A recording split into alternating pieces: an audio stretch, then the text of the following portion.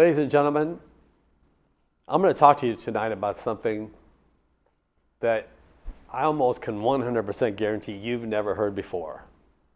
I'd never heard it before until I did the research on it. Talk to you about a subject that is actually worldwide, but especially here in the United States. I'm going to talk to you about race and racism and the solution to it. Now, I know that's a big one, but I'm going to give you some information that I think that's going to help you, and it's going to help set us all free. You know, we think in terms of, we're here to watch the news. I'm a big news. I love the news. I just watch it all the time. I'm just a big political guy. I'm not political in the ministry. I don't get into politics. This is not about politics tonight. But I watch it, to see what's going on in the world. It seems like there's always something going on about race relations.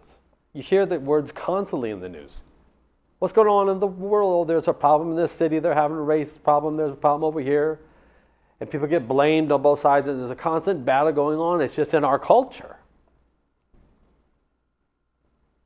And it started bothering me. In fact, I was thinking about it the last couple of years more than ever before. It seems like it's gotten better in some ways, but also gotten worse. And it's really been weighing on my mind. So I thought, I'm going to look into it. I'm going to find out what's going on with race. What's going on with this whole race thing? What's it all about? Now I'm going to tell you something that this is going to amaze you. There was a project that started. Took them 13 years to do it. Some of you may have heard of it. It was in the news a little bit, but not much. It actually should have been the biggest story of the 21st century. It should still be the biggest story of the 21st century. Now, as you see, I'm sitting here in a TV studio, and behind me is a news desk. They do the news every day. News desks all over this country should have made this absolutely number one. But what happened is they didn't. So I'm going to bring it to you. I want you to have this news. There was a project done. It was called the Human Genome Project. Done by scientists all over the world, a group of scientists headed by Dr. Francis Collins. Took them 13 years, and the point of the project was to map, for the first time, the human genome. To actually map the human gene. Over the 13 years, and a lot of people thought they could never get it done, they actually did it. They finished it in April 2003. Now think about where we are in time now. That project was completed in April 2003. Right after that project came out and they issued the report, a little short time after, they put out another report, and in the report they said, really, we need to stop using the word race. Let me say that again. They said we need to really stop using the word race. Because there are no races. I want that to sink in. There are no races. Every human all over the earth, because this project was being done around the world. And when they mapped the human genome, they found out that every human being on this planet, regardless of the tone of our skin, color of our eyes, where we're born, all of us, our genes are 99.9% identical to each other. I'm going to say that one more time. Our genes, no matter where you are on this planet, where you were born, what color, tone of skin you have, what your eyes look like, how tall you are, how little you are, what nation you came from, our genes are 99.9% identical.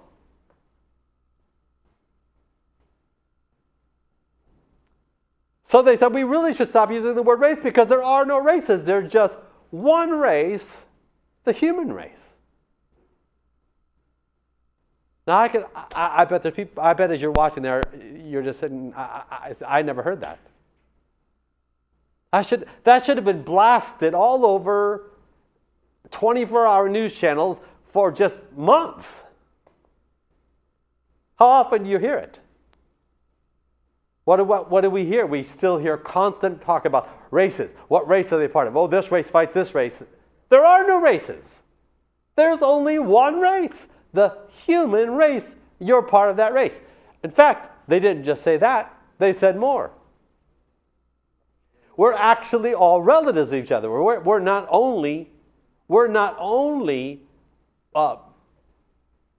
have the same genetic genes with each other, but more than that, we're actually cousins. We are all relatives of one another. We can all trace our lineage back to the same original man and original woman. Now that might sound a little bit familiar to you, because that's what the Bible says. That God made man and a woman, and that we all came and descended from them. We can all trace our heritage, our grandfather, their grandfather, all the way back to the original first two humans, Adam and Eve. And the Human Genome Project validated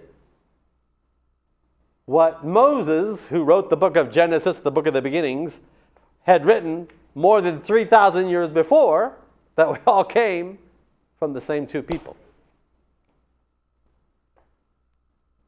Now, that alone is gigantic. So then I began to think about it. Why, since it's such a huge story, why, since it's so big, why, since it's so, that's just massive that there are no races, that we actually are all one race. We're all part of the human race. Skin tone is meaningless. In fact, I'm going to tell you this. And I'm a minister, so I love the Bible, and I always find it fascinating when science validates what the Bible has said for thousands of years. The Bible does not talk at all about skin tone. Skin color is not in the Bible. It's not there. In the Bible, think about this. The Bible covers everything. Bible covers economies. It covers how to raise a family. It covers marriage. It covers how to run a government. I mean, anything that has to do with the human condition is in the Bible. But just glaring by its absence is any mention of the tone of anybody's skin. In fact, in the entire Bible, there's only one reference to the tone of anybody's skin. I'm going to give you the reference real quick. It's in the book of Jeremiah, the prophet. Jeremiah is in the Old Testament, and he's prophesying to Israel. And Israel, this is something Israel did commonly in the Old Testament, is what they would do is they'd be worshiping God. Then they would go and they would start marrying the women in the countries that were around Israel.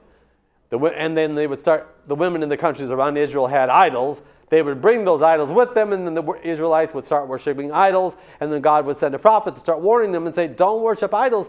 I am the only true God. Don't worship idols. It's going to hurt you. It's going to ruin your nation. But they were worshiping idols. That exact thing happened, and so Jeremiah was prophesying to them. And he's saying to Israel, I want you to listen, Israel. You've got to stop this. You've got to stop this. But you know what? You're never going to change. Jeremiah's prophesying. Israel, you're never going to change. And here's the verse.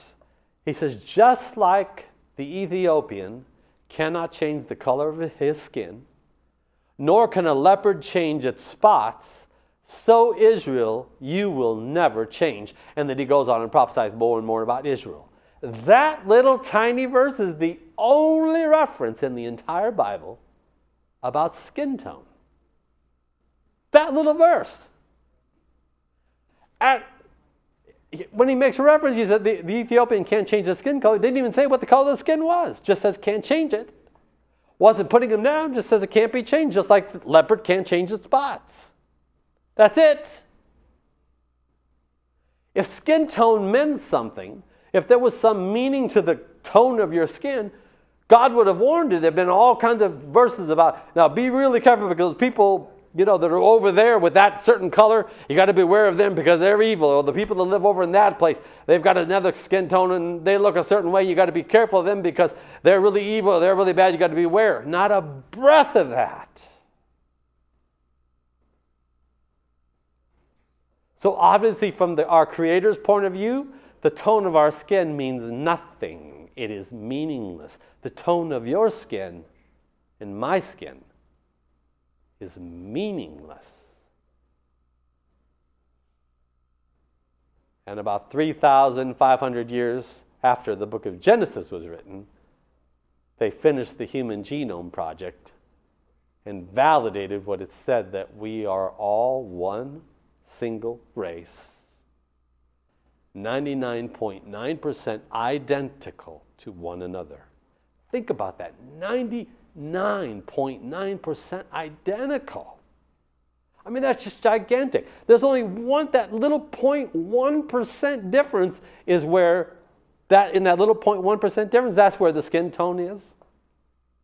We all, by the way, have the exact same, in our skin, we all have the exact same we all have the exact same chemicals that make your skin, whether it's very dark, light, brown, it doesn't matter. We all have that in our skin tones. We also have, all of us have in our genes, whether or not your eyes are more round or less round. That's all in every human being. It's in that little tiny 0.1% difference that we see the differences in the way we look, but it's meaningless.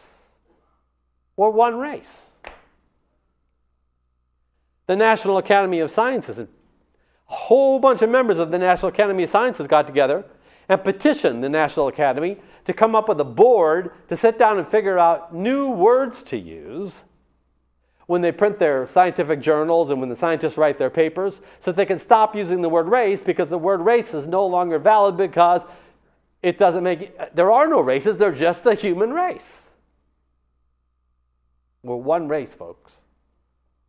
You're my cousin, and I'm your cousin. We're all cousins to each other. All of us. Now that's the truth. Both from what the Bible said it, and science finally 3,000 years, about 3,500 years after Moses had written it in Genesis, science validated it. One race. So then I started thinking, but wait a second. If we're all one race, and even though that news came out, but science, and they do write about it, they do talk about it a little bit. They talk about it in their papers. And if you want to Google it, you can look it up, and I'm going to put some links on my website. You could go there and you can read some articles about it if you like to take the time to do it. But I started thinking, well, then where did all this race stuff come from? Where did all these problems of race originate? Who thought of it? Why did we have race problems? So I started doing the research on racism. Where did it start? Modern racism. Now, of course, for centuries, people have been treating each other horribly, sometimes really well and sometimes horribly. You'd have a group of people, a tribe, or a group, and a people group, and they'd go down and say, okay, we're bigger, we're stronger, we're going to go attack that other people group, and we're going to take all this stuff. They go down and attack them, and they take all their goods and their wives and stuff, and rob everything from them because they're bigger and stronger and we're better. And that's been going on for centuries, but not really racism like our modern racism. So where did that whole concept come from? The whole concept of modern racism, the concept of superior and inferior races. Where did that idea even start? So I did the research. Guess where it began? Our good friend, Charles Darwin, and the theory of evolution. I'm going to say that again. It began with Charles Darwin and his theory of evolution. Now, before Darwin, there was scientists who were coming up with biological reasons as to why race made a difference and color of skin made a difference, and they were trying to use it. And there was racism before that. But there was arguments. There were some scientists that were arguing both ways, and so there was a battle going on back and forth. But when Darwin released his book, and it was 1859, on the origin of the species, the world, the whole academic world just bought it. I mean, they didn't just buy it a little bit. They jumped on it and just went whole 100% into it. And I'm not talking about little universities. I'm talking about Oxford, Cambridge, Yale, Harvard, all the major universities of Europe. The scientists just bought into it. They loved it because they had always hated the fact, listen to this, they'd always hated the fact that what the Bible said and what was written in the Bible trumped science. So if science came up with some theory and the Bible said something different, then the Bible overruled it. But then Darwin came along and said, there is no God. This is the theory of evolution. It's maybe been a long time since you've actually heard it. If you haven't been in school for a while, it's being taught in school right now. There is no God. Think about this. This is his theory. There is no God. There is just the earth. There's no life on the earth. No life, no God, no director of making life, no beings. They're just nothing. They're just the earth. There's some molecules. There's some water. And for some pure, and even he didn't know why, some pure random chance, by some pure random accident, the molecules that were not alive and the graphene and the carbon and somehow mixed just right, and lightning was going, and somehow a simple cell got created. So we went from no life to life by just pure, accidental, random chance. Nothing directed it. No one was behind it. No one was making it happen. It just randomly happened. And then that simple cell, over millions of years, developed and went more and more and more and more. And finally, after millions of years, it evolved and it developed, and it finally became like a little tadpole thing, and it was able to crawl out of the water. And then finally, over millions of years more, it became another thing. And finally, over years and more, it kept evolving. I'm going through it quickly, but you know the theory. And then finally, they got mammals, and from mammals, you finally got bigger mammals and more mammals, and they finally evolved to other mammals. And then other species were dying out, they were going away, but new species were being formed as they evolved. And over millions and millions of years, you finally got to apes, gorillas, chimpanzees, and from those, finally, they developed into humans. And we are all here by pure random chance, and we're all just animals, created by nothing, just random accident. Now, in the theory, and it wasn't just Charles Darwin. Charles had a cousin, famous cousin. He, by the way, was the gentleman that invented the word eugenics. In the theory, some humans, being that we're all just animals and we're evolving, some humans had evolved more than other humans. So there were superior humans and less superior humans, in fact, inferior humans. Think about that. So we've got superior humans and we've got inferior humans, and guess who the superior humans were? Well, of course, Charles Darwin and his cousin had light skin, so of course it was the light-skinned folks that were the superior ones. And the darker your skin was, the more inferior you were. Now, folks, they took this thing, and I'm not going to spend the time. It would take forever to tell all the stories that happened because of the theory of evolution, the idea of superior and inferior races. You know the stuff that happened due to racism, the slavery that people were put into due to the fact that they were considered less than human, only part human. They went down, the scientists wanted one believed that the Aboriginal people down in Australia were the actual missing link. They were the in-between human and ape. So at first they went down and they wanted specimens. So they dug up graves of the Aborigines and they brought them up and so they could dissect them. But that wasn't good enough, so they decided they wanted species that were much more fresh. So they went down and they started having them shot. I bet you've never heard this before. Look it up. They went down and they started shooting Aboriginal people so that they could have fresh specimens so that they could dissect them, because in their world of evolution and eugenics, they were just dissecting like no different than dissecting a rabbit. They were dissecting an animal. Think about that. So that eugenics went on, the theory of evolution went on. It went from the universities, it went on into our culture, started being taught in all the schools, and people just bought it. Now, the church fought against it and said it wasn't true. And the science, so there was a battle that's been going on between the church world that said, no, we were created by God in His image. And there was an original man and woman, and we all came from Him. And then the scientific world and the universities and the sciences said, no, there is no God. And it just all happened by random chance. And that argument's been going on for a long time. But in the meantime, for centuries, we've been having horrible things happen in the name of racism. Superior and inferior races. And it's a lie. An utter and complete lie. Proven by hard science in April 2003, when they finished the Human Genome Project and found out that the Bible was true.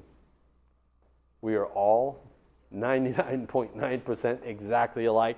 We are all relatives of each other. We are one race, one people.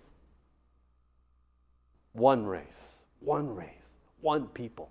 So let that just sink in for a minute. Think of all the garbage that's gone on because of that lie. Think of all the harm that's been done to millions of people because of that lie. How come you haven't heard it more? How come it hasn't been the biggest story of the 21st century? Because it sort of makes a really big dent in the whole theory of evolution, doesn't it? Now, I'm going to read something to you. In fact, let me read this to you. This is from, you're going to love this. This is what the Bible says. This is from the book of Genesis. I want to tell you who God says you are. Listen to this. I want to tell you who God says you are. God made earth creatures in a vast variety of species. This is Genesis chapter 1. He made wild animals, domesticated animals of all sizes, and small creeping creatures, each able to produce its own kind. God saw that His new creation was beautiful and good, and God paused. And then God said, now listen to this. Then God said, now let us conceive a new creation. I'm going to say that one more time. God said, let us conceive a new creation. Humanity. Made in our image and our likeness. And let us grant them authority over all the earth, the fish in the sea, the birds in the sky, the domesticated animals and the small creeping creatures on the earth. So God did just that. He created humanity in His image. Created them male and female. Then God blessed them. And He said to them, be fruitful, multiply, fill the earth, govern it. Reign over the fish of the sea, the birds in the sky, and all the animals that scurry along the ground. Written 3,500 years ago by Moses when he wrote the book of the beginnings. God says we were created in His own image. Please listen to this. God said we were created in His image. He made a new creation. He made a a new being that had never existed before, human beings. He made us in his likeness. He made us in his own image. In the Message Bible, he said he made us God-like, reflecting his nature. That's who we are. That's who you are. Now I'm going to say something. I'm starting because I'm running out of time, but I'm going to say something to you. If you live in, I don't care where you live, if you live in Malibu Colony, or if you live in Newport Coast, if you live in the inner city, I don't care where you live, what economic status you've achieved. We're all exactly the same. The person that owns a house in Malibu Colony on the ocean and the person that lives in the inner city are identical and cousins. If you've ever in your life been made to feel that you are somehow less because of the tone of your skin, you've been lied to. If you've been told that you are somehow more because of the tone of your skin, you've been lied to. We all were lied to. We're one race, one people, one blood, cousins of each other, all over this earth. I'm a cousin to everybody in Nigeria. I'm a cousin to everybody in Africa. I'm a cousin to everybody in the United Kingdom, and they're all my cousins. And you're my cousins, and I'm your cousin. It's time we start acting that way. I'm almost out of time, folks. I've got a whole lot more to talk to you about this. I'm going to talk to you about it next week. We're going to go into this a whole lot more. Please tune in next week. Don't miss it. If you need to DVR it, you've got to get the rest of this. There's so much more. I'm going to tell you how priceless you are. Priceless human being you are because of what God has done for the human race. I'll see you next week. Ladies and gentlemen, I would love to hear from you. You can send me a text or an email to michael@michaeldalton.com, or you can call the 800 number that you see on the screen. You can also just go on our website, click on the Contact Us page, and from right there you can send us a message. You can also write to us at the address that's on the screen. I'd love to hear from you, and thanks for watching. Ladies and gentlemen, I want you to walk in freedom. I want you to listen to this. This is a universal principle. To the degree that you believe lies and act on lies is to the degree that you live in bondage, depression, fear. But to the degree that you know the truth and act on the truth is to the degree that you walk in freedom.